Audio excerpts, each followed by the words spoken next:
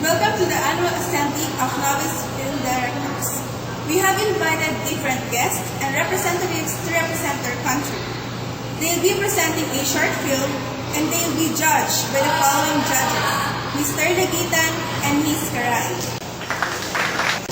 The first one to be present will be from the Philippines. Good morning, everyone. I'm Princess Luan, the representative for the Philippines. The film that I will present shows the typical and usual love triangle during the high school quiz. Best! My best! Sabi ng bigyan! OMG, congrats ka naman siya mapakilala sa akin. So, baka ako siya gawin.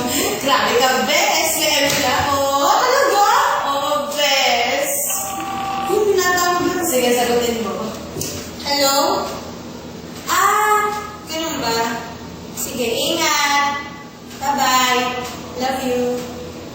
Gusto ko na siya! Oh my God, gusto ko kilala ko na siya. Pero bago yan, wait. Antin muna ako bibili ako. Sige, this is the best! Bye-bye!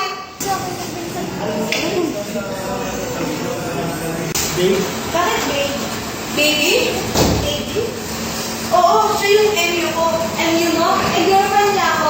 Wala na kwento. Ito ang sinasabi ko. Saka, Sandra yung pangalan niya. Hindi John niya. Paano siya magiging boyfriend? John ang pangalan niya. Ipag ito mga ID mo.